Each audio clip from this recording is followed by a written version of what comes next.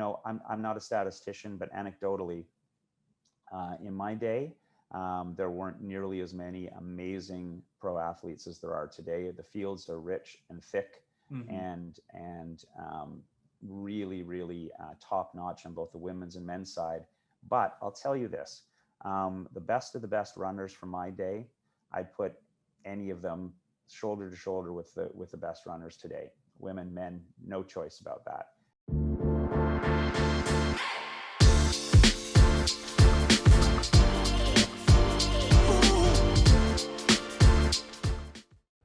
This episode of the Smart Athlete Podcast is brought to you by Solpre, skincare for athletes.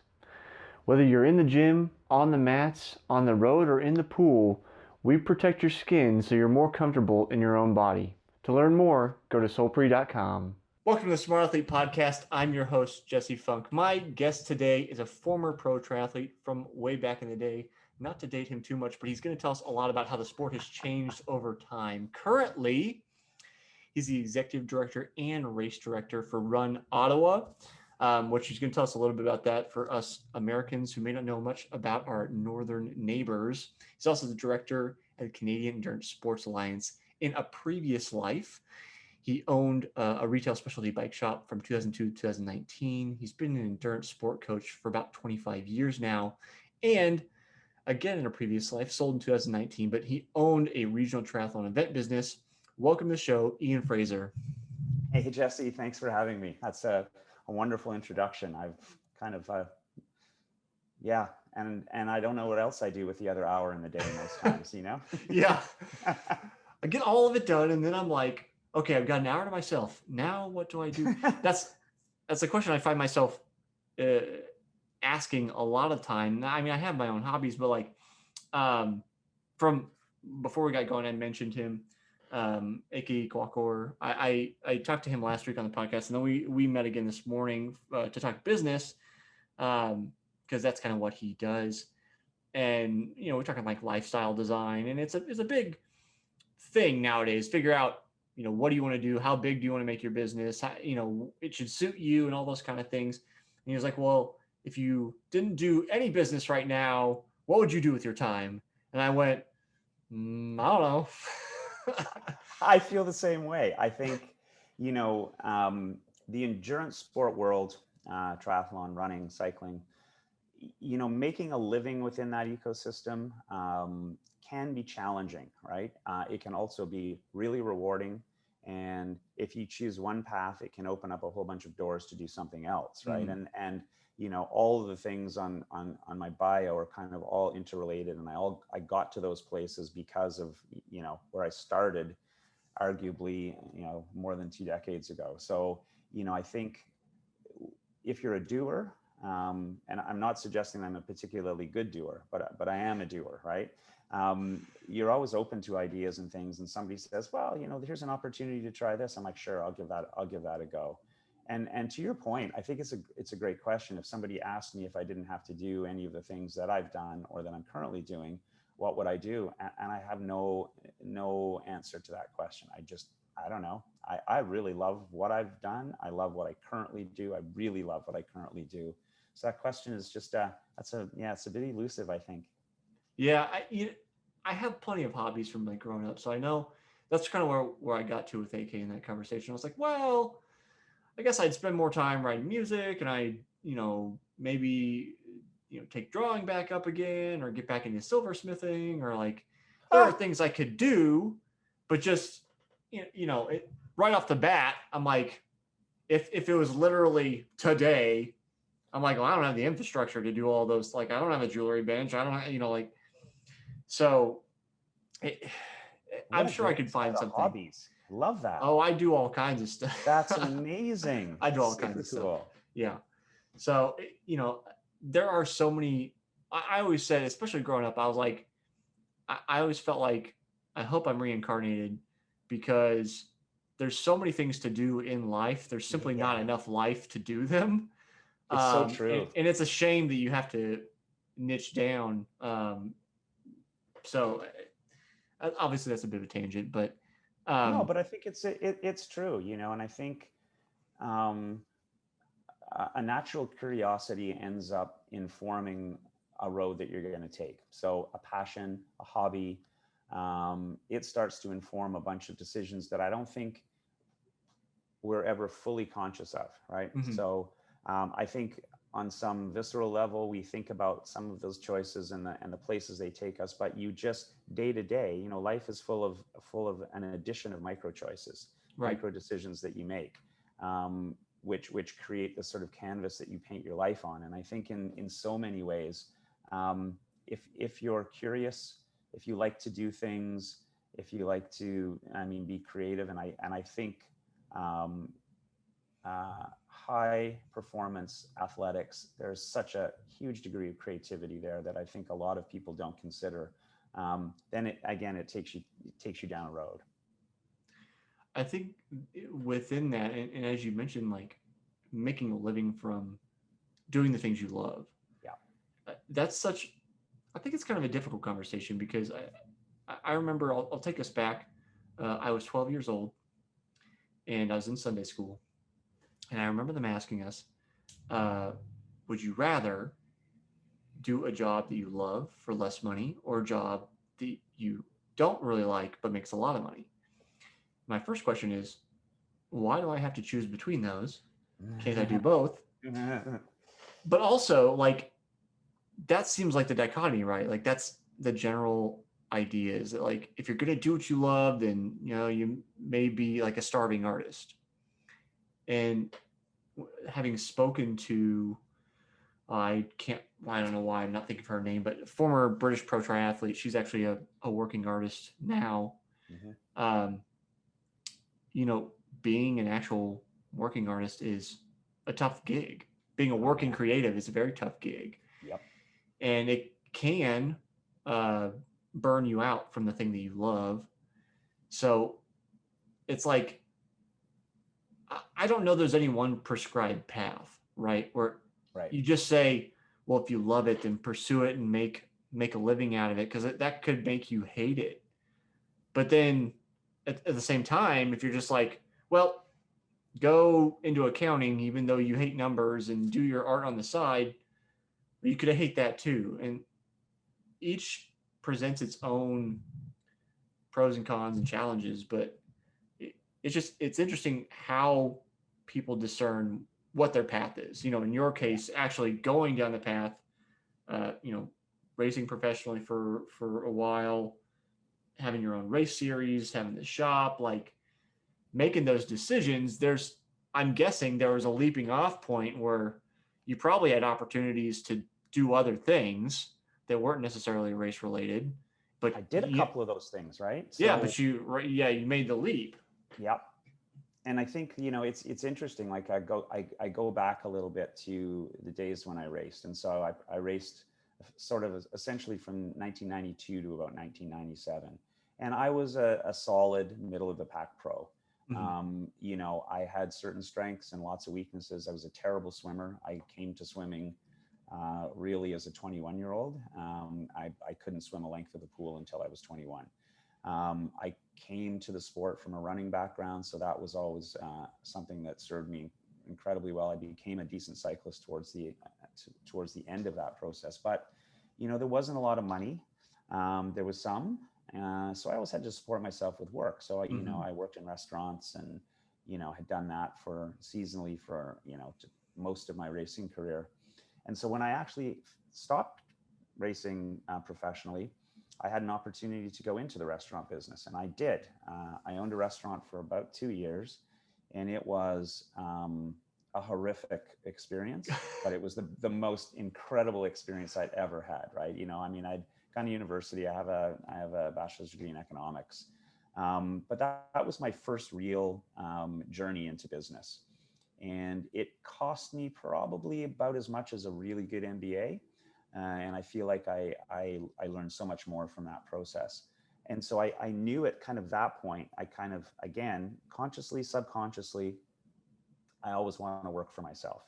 I I could apply so many of the lessons that I'd learned in the restaurant business, which was a business that was not for me. But I could apply so many of those lessons to something else that I felt creative about. I'd already started to do a little coaching. going back probably to my final years of racing. You know how that is, right? You know, Yeah. people want to pick your brain. And so I had 4 or 5 clients at that time. I had a run group and that kind of stuff. And so that all just sort of started to come together. Okay, well, I'll start a coaching business, right? And so, and then, you know, you start going down that road. But it's interesting, like, you know, as that, you know, taking the path that you might follow, I just think a lot of people don't go for a walk. You know, you got to start walking down some pathways before you can make decisions. And some people are entirely comfortable not going for a walk. And that's okay. But I think some people would love to go for a walk, but maybe you're too afraid to go and take those first steps. That's, I mean, what's the phrase? It's the journey of 1,000 miles begins with a single step. Like Mm-hmm. it, it's cliche, I guess. If you, anytime you bring up quotes, it's like, oh, it's another poster to hang on my wall. But there's, I mean, they hang around because there's some truisms to them, and Absolutely. I think, I mean, we're both entrepreneurs, so I mean, the sentiment is probably not unfamiliar to you. It's like, have your goal, your idea, but don't be so stuck on this is the only route to get there. You know, Very true. because things come up. You know, opportunities come up, opportunities close, ideas arise. So it's like you come up with the idea where you say, like, say you're a little kid, let's go way back, and you're like, I want to be a professional athlete. Maybe at the time, like, you're really into football, American football, and you're like, I want to be a quarterback, but you have no matter how hard you work, your hand-eye coordination just sucks. Like, you're probably not going to be a quarterback. Yeah. But, you know, maybe you're really, really good at like foot-eye coordination. So then you go play football or soccer Right. instead. Right. Like, and you can become a pro in that. Like, it, I'm more a fan of having these, I'll call them general goals. You know, I want to make $1 million, or I want, I want to be a pro athlete, or I want to go to the Olympics, or whatever it is. And then saying, okay, what's an avenue that can get me there? Let's start working on that. And then also having the right people to guide you to say, maybe this other avenue is a better choice for you to accomplish this goal. Yeah, I think that's really true. Like, you can't go places without, and again, cliched, but mentors, role models. You know, I don't think of those people in that necessarily named role Right. every day, but there are people that you look up to, and there are people that you admire, and there are people that you think, wow, I'd like to emulate some of the traits that I see. And I think, you know, you're an incredible person. You've been successful. You've been resilient. You've been kicked around a little bit, but, you know, you don't wear that on the outside. And I think those were the kinds of people that I really looked up to, certainly athletically as well. You know, I found, you know, my years racing as a pro triathlete to be a very polarizing experience. I created some of the, you know, the longest lasting friendships I've had with anybody.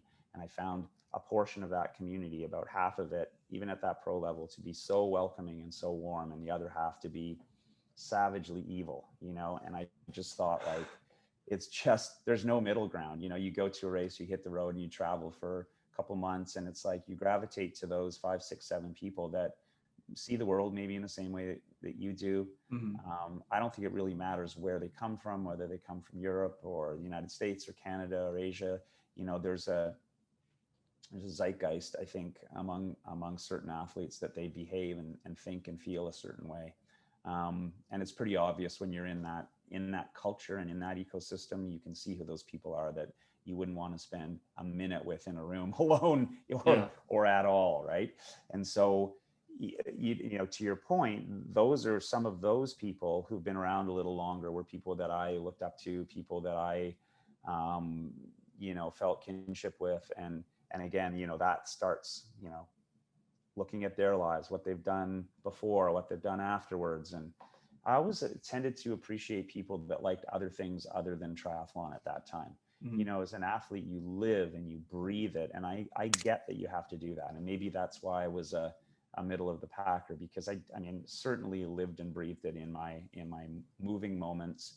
But I liked other things. I like the arts. I like film. I like music. I Yeah, I like was like, as the man with 1,000 albums and right. guitars behind him. Yeah, and I like to read, and I like literature. I like all of those things. And you know, I like to talk to people when you're alone on the road, prior to I don't even know where my phone is, but you know, prior to having a smart device to bury your face, and you have to talk to some people, you have to do some stuff, you know. Mm-hmm. And so when you're on the road and you're like, hey, I want to go see this film, and you know that half the people you race with would never want to go see this film, but you know two or three guys or a couple of women to be like, yeah, I'd love to see that film, you know, I've been wanting to see it. So and you know, racing again in just prior to, you know, the start of the real information age was also somewhat challenging as well. You know, we didn't have some of the tools that athletes have today to, you know, to boost their income. You know, there's no social media back then or anything Right. like that. You know, we used to get paid sponsorship dollars on printed photographs of our stuff with, you know, sponsors logos on them. You'd get a $50 impression from Power Bar every time you were seen in a regional newspaper. National television, you get $150 an impression, right? So, and we used to we used to sit down in front of our VCRs and cobble all this stuff together. And you know, we'd have somebody that we knew in town who would put a tape reel together of Yeah. all of these things stitched up. We'd have to send them off to our sponsors. You know, you'd send it to Power Bar and go, you know, I've got 112 of these things here, et cetera, et cetera. And then they'd send you a check, I don't know, 8 months later or something. So Yeah.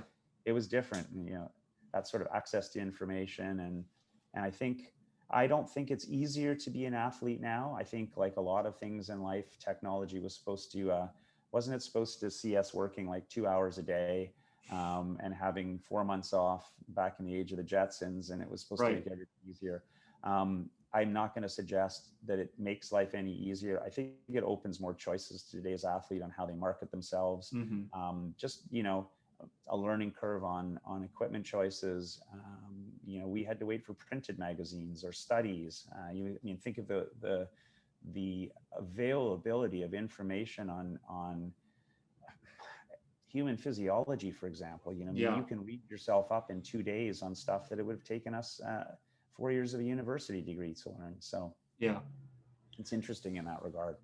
Well, in that regard, like it's nice that the information is available, but then, you know, the misinformation is just as available, and Yeah. discerning between the two is tough, as well as just making sure you've actually understood the topic, even if you have the, you know, here, I'll date myself here, the Encyclopedia Britannica of like information, like this is the God's honest truth. Making sure that you've comprehended the information that you're reading and how it pertains to your situation.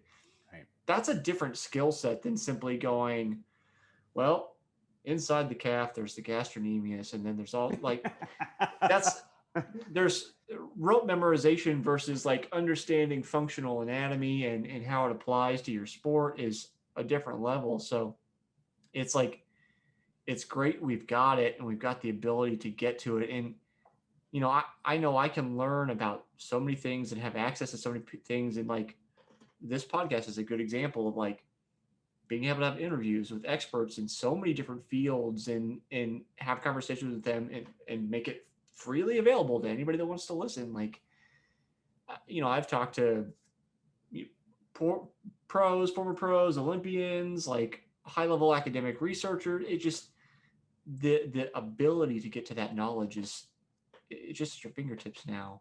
But along with that comes the responsibility. And I think that's the difficult part is knowing how to handle the information rather than being able to get to it. And I think that's a really good point. And maybe like I'll just come forward to today. So, you know, I'm the executive director of a not-for-profit organization called Run Ottawa. And so for some context, we produce and put on the largest running events in Canada. We've had a maximum, I think, in our better years, we were around 46,000 participants. It's a 2-day event. And by, whatever statistical analysis you look at, we would either be the 11th or 16th largest running event in North America based on those numbers. So Ottawa is a city of 1 million people, capital of Canada, good sized city. Absolutely. I'm not biased at all, but it's an incredibly beautiful place. We also do, as an organization, we do operations and logistics for another large event called the Canada Army Run. It would be our sort of equivalent of the Marine Corps. So it's a 25,000-ish person event. And we do about 12 other running events throughout the year as well. Smaller events, they're all, 1,000, 2,000 participants, that sort of thing. And, the world of event production is very different, right? So if you put on a triathlon or a running race in 1985, your sole goal would be to make sure that course was amazing. So it was measured accurately. You had some kind of access to timing that people could view those results in some kind of way. And you wanted to make sure that the Gatorade wasn't warm at the aid stations, and you had enough Dixie cups, and away you go, right? And so we know, you and I know this, and your listeners know this, and your watchers know this. That's not the current state of endurance sport event production. So, my role in title is executive director and race director. Those are two hugely different things, right? A race director is barricades, cones, making sure banners are up, making sure all the infrastructure is there, making sure that registration is running smoothly, kit pickup, all that sort of thing. But the role that I'm passionate about, and the one that I was really brought on to do, is this idea of an executive director, to take our event and continue down the path to turn it into the most participant-rich experience event that you could ever do. And the age of technology has brought that participant to us. They want something more than that. They want experiences at Race Expo that are just not me lining up like a cattle to pick up my bag with a bunch of things stuffed into it, and then I'm filed out the back through a loading dock door, and I wake up tomorrow morning and I do my 10K marathon, half marathon, whatever.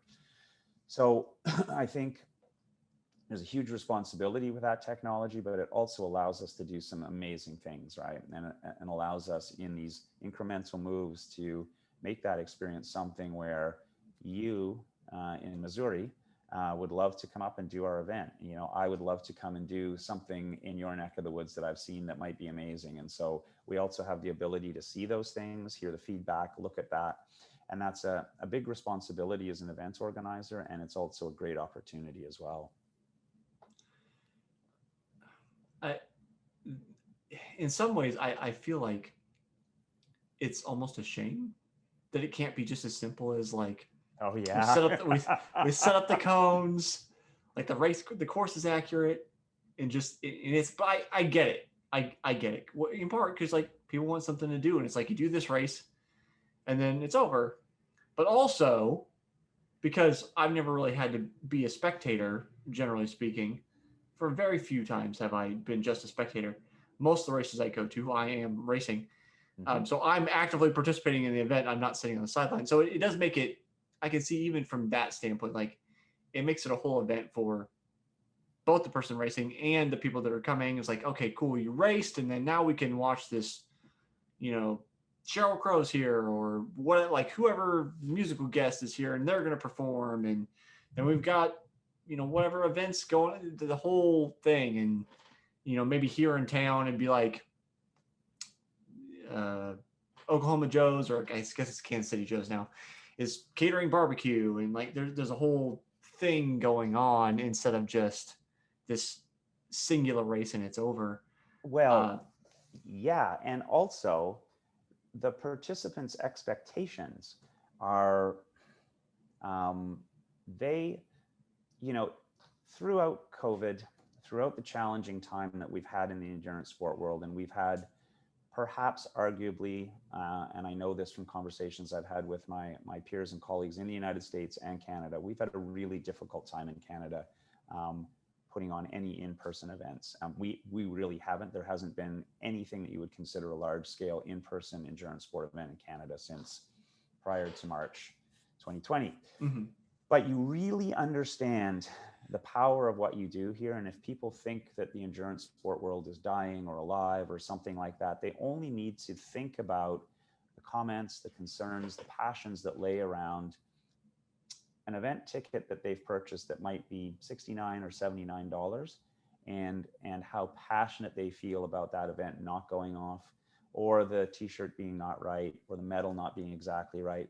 I mean, I can't go to a movie and have some popcorn and go see a film and spend much less than $69, right? Mm-hmm. And if you think about the emotional value, not only the physical value, but the emotional value that we as event organizers bring to people's lives, it's a really interesting value proposition. And in no way am I suggesting that participants are ungrateful or that their concerns are not valid. They're 100% valid, but it just blows me away, you know, going back to this entrepreneur position, you know, that and place that I have in my mind and my heart. It's like, you know, I can show you 15 different $69 items that, you know, some are worthless to people and some, you know, have a value that's 10 times that amount, right? Mm-hmm. So I think we operate and we participate in a really unique environment,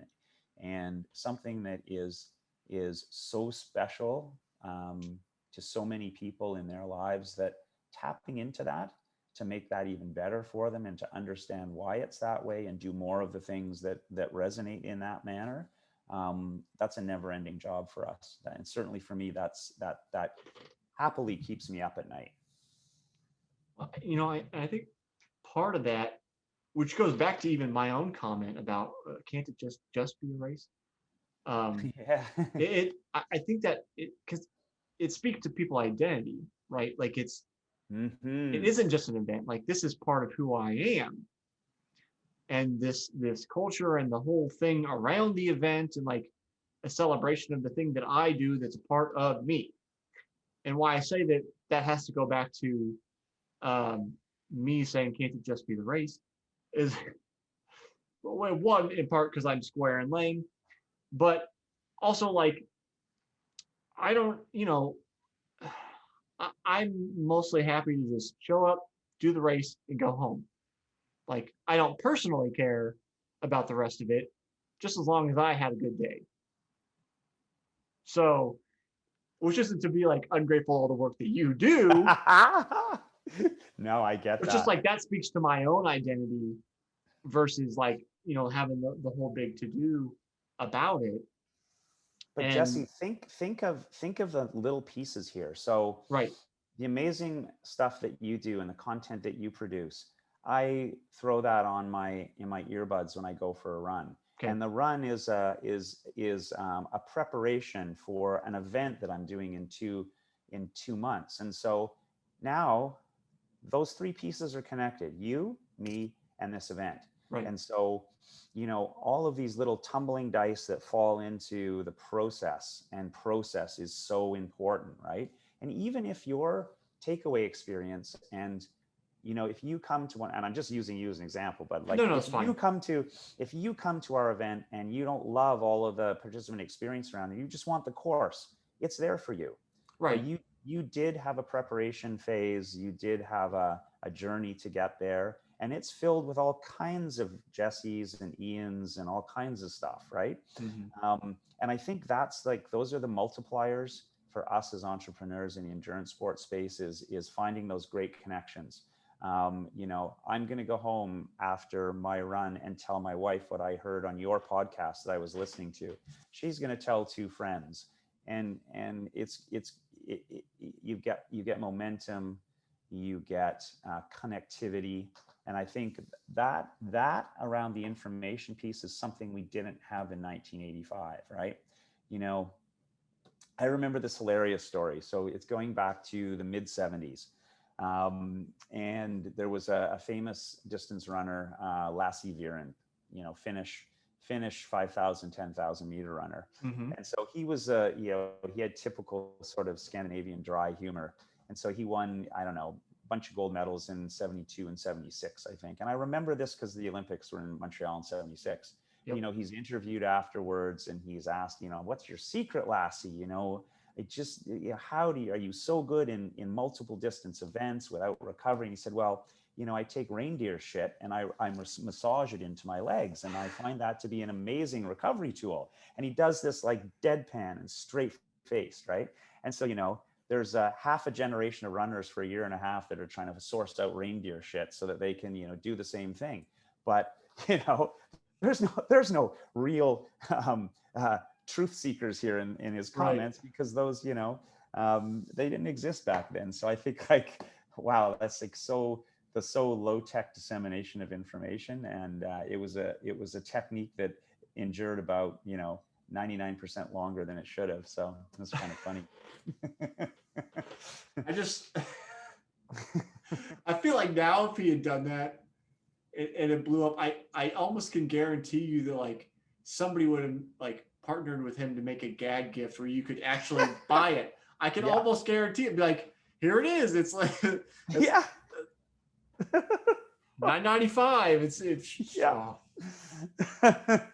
And that's because of how fast things work now. Right. Exactly. Somebody would have grabbed somebody with a reindeer farm would have been like, I'm in. Like, yep. He would have tweeted it out 7 minutes later. And some other guy is, I'll come pick up 4 tons and, the product's in your hands in a week. For better or for worse. Yeah, I find that so funny, but it's on a serious note, it's really potent. Information is so potent, so important to use for so much good. I think, we also, we have at our signature event, which is Tamarack Ottawa race weekend, it's our big one, things there like our ability to we put on a virtual event this year, obviously because of COVID. And we put 8,000 participants in our virtual event. Through a targeted program called our Scotiabank Charity Challenge, we raised almost $1 million in charity donations this year for 52 different charities. Again, how would you have done that in 1985? You just would have never done that, right? Like the power to be able to do that, the platform, the infrastructure. So even in that piece, like all the good stuff that you could potentially do, it's just so mind-boggling. Yeah. It does make me wonder though, like, I think you're on the other podcast, the Consummate Athlete podcast, you're talking about like, the changes, you're talking about like the low tech wearing your like underwear band for the right. Just the low tech to high tech changes of the sport. And I wonder, because you've seen it change and I've asked, I don't know if you're familiar with Simon Ward, he's a British triathlete. For a number of years, I spoke with him back on episode 73, and we talked about changes over the years, and he's talking about hand timing and paper timing when he got started. And I wonder how you feel about like, is the heart of the sport still alive? Is it just different? Like, because obviously it's not the same thing in some sense, but it is still swimming and biking and running. And there's still people trying to win, and there's more people doing it. So I always wonder, like, how the people that have seen the changes feel about where it was versus where it is now, and if it still feels like the heart of triathlon is strong. Oh, it's such a great question, Jesse, and absolutely the heart is strong. The things that you're talking about are I consider kind of like the trappings of the sport, right? Oh, okay, bike technology changed significantly. Running shoe technology recently has changed significantly. But the way that athletes approach a competitive event, that's DNA driven. That's inside all of them. And I watch enough triathlon. I consume a lot of triathlon in person as a spectator. I watch it, I watch all the IT World WTS races and I consume it, right? full disclosure, she's much younger than me, but my wife is an up and coming professional triathlete. She's 22 years younger than me. And so I live vicariously through her. But what I do know is that all the things that go on in her world are all the same things that I experienced in every way, shape, and form. And like that desire, that drive, that nervousness at the start line, I love nothing better than to watch a WTS race and see everybody lined up on the pontoon and ready to dive in. And it's like, I've been there. I know what that feels like. And it feels the same, I'm sure, for them as it did for me. Same thing when you're, waiting for the gun to go in a 70.3 race. I know that feeling. So those things haven't changed. The heart of the sport is exactly the same. I've lived through perhaps the most overwhelmingly important bicycle technology revolution that Cervelo brought to the sport. So, I was fortunate enough to be actually the first professional triathlete ever to win an event on a Cervelo bicycle. I went to university with Phil White, one of the founders, and I knew Phil before he ever designed his first bicycle or even really knew what a bicycle was. So, I've seen that technology, which really supercharged what we've done. And there have been, I would say, a lot of the technology in the bike world that we see now has been marginal and incremental and slow and steady. I think from a materials standpoint, we've been about as good as we can be probably for nearly a decade now. Aerodynamic design, we're probably about as good as we've ever been. And I think wheel technology's changed a little bit. Drivetrain stuff has changed a bit. But I think human physiology has driven some of the incredible advances we've seen on the bike. But I'm not a statistician, but anecdotally, in my day, there weren't nearly as many amazing pro athletes as there are today. The fields are rich and thick, and really, really top notch on both the women's and men's side. But I'll tell you this. The best of the best runners from my day, I'd put any of them shoulder to shoulder with the best runners today. Women, men, no choice about that. I still would say that Mark Allen's run in Kona, even though he doesn't currently hold the course record, he ran that run on, I would go down, to the death in an arm wrestle on a more difficult run course. And his giving up that record by, I'm not sure, but it's not by a lot, less than a minute maybe. If you put that run on that day on the course that the current record holder has, Mark Allen would have won. So I would put some of the best bike riders, and Jeff Devlin's, Peter Reed's of their day, Jürgen Zach's, on today's technology. They'll ride with Lionel, they'll ride with everybody else, right? Yeah. So I think that part of the technology piece has changed, but an athlete is still an athlete. I think inside everybody's brain, they want to find a way to win, they want to find a way to be the best they possibly can, and I think that the heart is absolutely still there. 100%. I think what's tough is the changes in technology and then trying to compare, we have the whole like the Nike Vaporfly and all the carbon plate technology and shoes going on, and that's like all these running records are getting broken, and then you're like, hey, let's go back. It's like, okay, well, if we put Pre in those shoes and he's running versus the top names today, like, is he as fast? It's an impossible debate to have, because you're right. Looking at just moments captured in time. But in thinking about the Ironman in particular, with the bike, well, if you're off the bike sooner, you're going to have fresher legs. That's a great point. That's an easy one. I mean, you say, okay, I'm going to give you a 30-pound bike to go do this course on, or I'm going to give you a 10-pound bike that's way more aerodynamic and you're going to finish a significant time faster. Well, that's effort you didn't have to put in. Now you got fresher legs to run. So you're going to split hairs. Maybe that's what makes for a great sports debate, is like, because you can't really solve it. I mean, maybe you can. Maybe there's some way to go, well, if it was this and that and that, but then there's ultimately the spirit of the athlete, right? And you're in Mark Allen's corner, and I don't know that I have a particular one, but let's just say like I'm a big Cody Beals fan, and I think he's he's Cody's the awesome. number right, like he's number one or whatever, like. Yeah. And I'm like, well, he could have beat Mark Allen, and these are my reasons why, and it's like, okay, but can we get to a demonstrable point? And I don't know that you can, in part because even from something as small, as large as it is small, the weather. I mean, you look at race results and it's like, you have to be careful about just like looking at a race sheet and going, oh man, like I know I've looked at race sheets and like my fastest Olympic distance was only like 205, 206.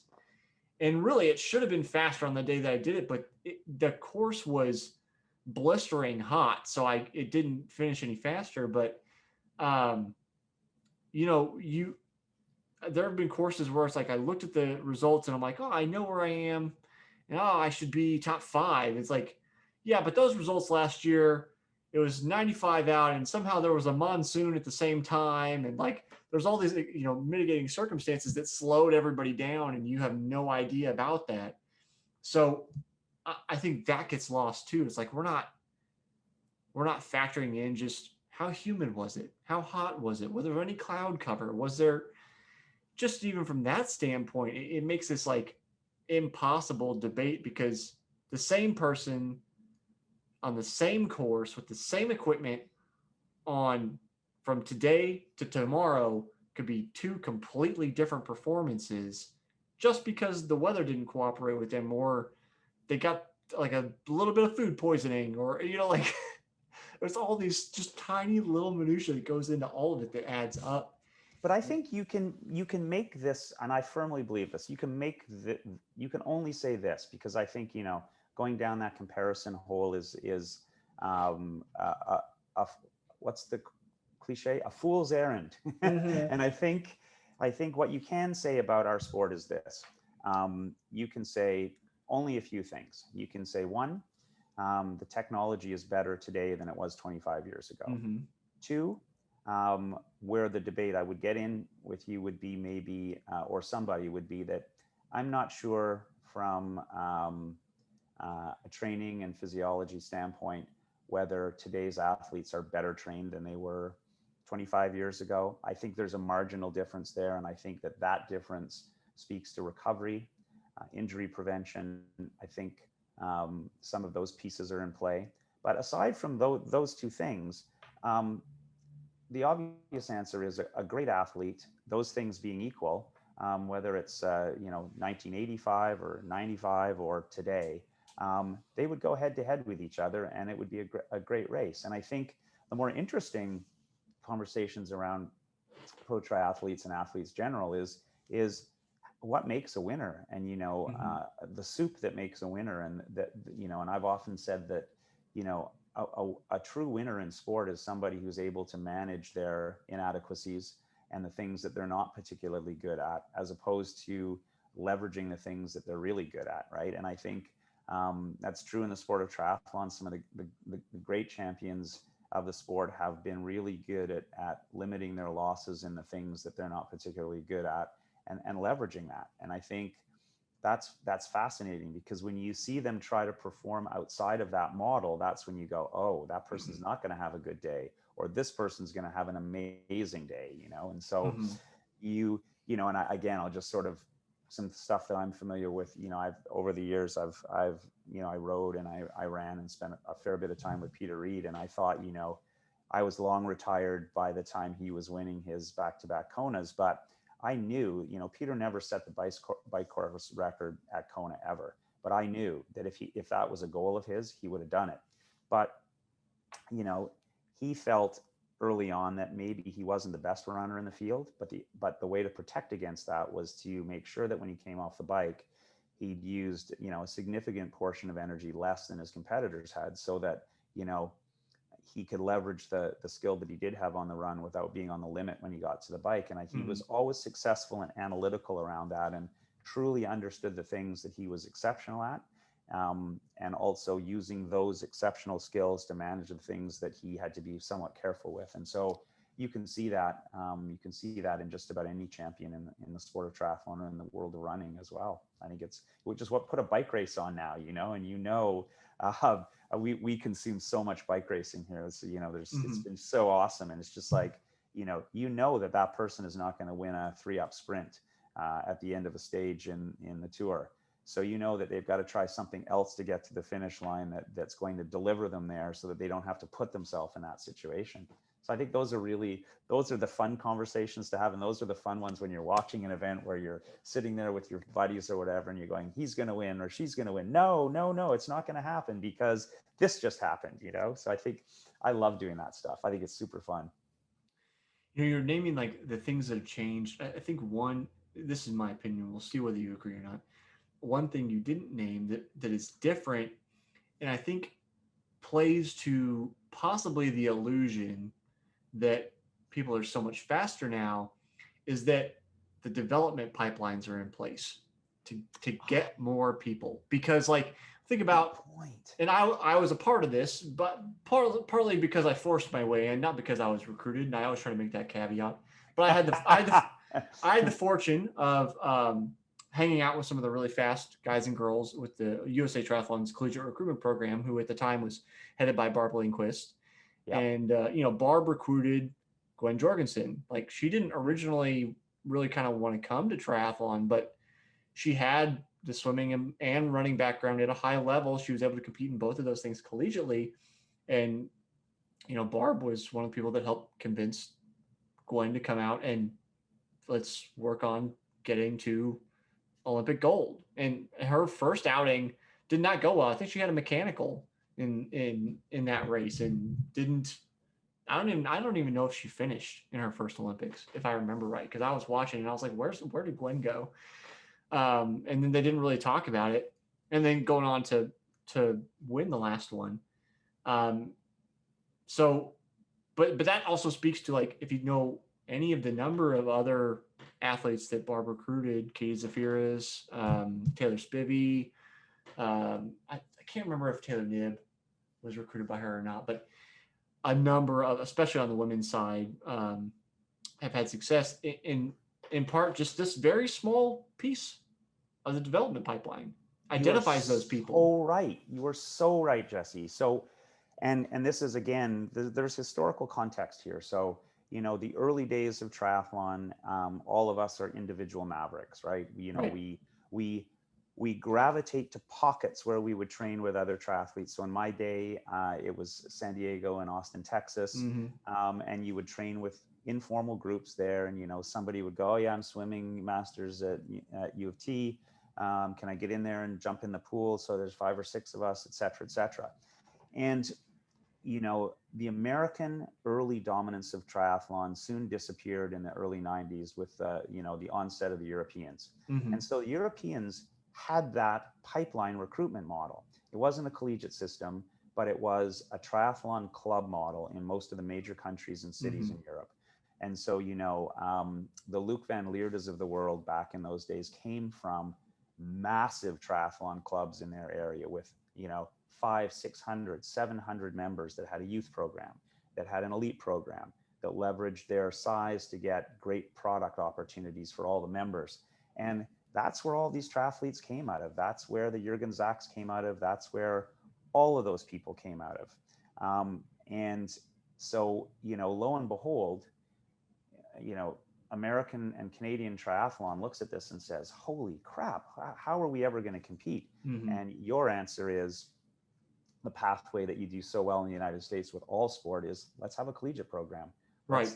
Let's drive that into the collegiate zeitgeist. And lo and behold, you're starting to come back, become dominant again, in both Olympic distance, ITU racing, and also at the 70.3 and Ironman. And so that pipeline is so important. We don't have that in Canada. We don't have a robust collegiate system in the same way that you do. And so we struggle. We struggle here financially to develop programs. We traded away all of our potential off of Simon Whitfield very badly at the NSO National Sports Organization level. And we were able to work on that probably for about 8 years, and then our advantage just disappeared. But you guys have that. I love watching the women's races now, the ITU women's races, and seeing the Americans do so well, and have been doing so well for so long. And I love that they've been able to take some of that dominance back. But you're absolutely right. That pipeline is so crucial. I was thinking about that in part because I worked so hard to be as good as I could be, and I didn't quite make it to be a pro despite my best efforts. I got real damn close, but I just couldn't quite get over the hump. And I think about it because I don't know how many people I've seen with more talent than me come and go and be like, I don't really like it. Whether it's running or triathlon or whatever. Yeah. I'm just like, are you kidding me right now? Like if I had your legs, I could be so fast. But that's where the pipeline comes in, right? It's like finding those people that have the talent, and then that also, like me, want to do it, and giving them the resources to develop them to their full potential. Yeah. And then it's like, then magically it's like, oh, now we have all these people, and it's the field stacked so deep, and like we have the U.S. women. Not unusual to see sometimes a swept podium where you've got all three of them. And that is in large part because, well, we've taken a two-prong attack. We're like working on incorporating triathlon into the collegiate system through women's sports. With Title IX, it's almost impossible to do it with men's sports because of the cost of football. But but then also like what Barb was working on, and I think it's Joe Malloy now that is in charge of the program, but I could be wrong. What Barb was doing in the program is finds people who are single sport athletes, runners or swimmers, and teaches them how to do the rest of it. Right. And so it's, and Barb talks about it's the swimmers are usually quicker to get their professional license because it's easier to teach them how to run than it is to teach runners how to swim. Yeah. But once the runners get it, then everybody's on an even playing field, and like, it can be a big thing for the runners to have those legs at the end and know they can put it down. So that plays into it. But that's a good point. And I would ask you this, Jesse, like sure. The other thing that I think has changed, and maybe you disagree, I think, certainly at the age group level and even at the pro level, triathletes come to triathlon as triathletes now. So, right. Right. And maybe you don't agree with that, but I think you see more triathletes, pro triathletes who are triathletes. They came out of a kids program. Right. Hunter Kemper comes to mind. Right. Exactly. In my day, we came from somewhere else, you know, and the common pathway was national level, collegiate level swimmers who would make that transition. You're absolutely right. You can teach somebody to ride and run. It's very difficult to teach somebody how to swim.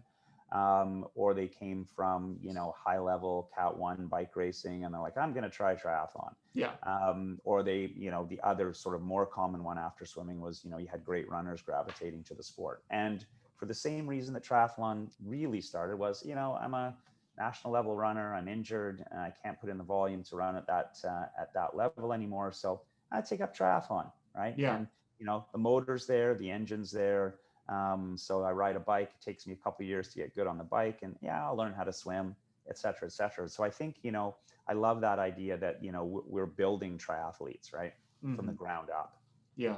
Yeah. It'll be interesting to see how it develops. Just because I don't know that it's always, it is multi-sport. So that's good. But like in some sense, it's also kind of nice when people come from those diverse backgrounds. I have a friend who he was almost, he played in one of the minor professional leagues in soccer here in the US. But he couldn't quite, at least at the time, he didn't feel like he was going to be able to move up to play in MLS. Right. And so he came to triathlon to try to pursue a professional career there, and ended up just injury issues. But it's kind of interesting to see people come from different sports and have those different skills and then be successful that didn't grow up as triathletes. And I think that's the case in a lot of different sports that having these like multi-sport backgrounds. So triathlon's its own animal because it is multi-sport. So maybe it's the exception to the rule, because I like to say that, like I just did a video on how to get your kids into running, and basically I say don't.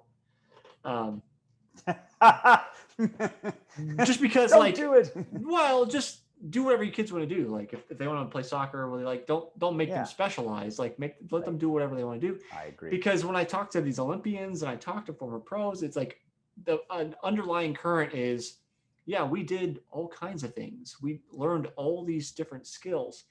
And so I think there's a lot of value in that. But Ian, we're starting to run short on time. Yeah. So I gotta ask you the question I'm asking everybody this year before we run out of the question. And that question is, how do you stay motivated after failing to reach a goal? Oh, well, so, whether you're a recreational athlete or a pro athlete, I think in any sport, you have to become incredibly good at being a loser. And I think that's the most important ingredient. And I will always throw this back because I'm an avid golfer as well. I'll throw it back to, Tiger Woods' heydays. The perception is he's winning every golf tournament he enters. No, he's a solid loser. And I think even in the face of that kind of success, and I think, again, whether you're a recreational age group triathlete or a pro, you need to be, at the end of the day, comfortable with the fact that you are not always going to achieve your goal. You're not going to win. And the fun of this is in trying to get there.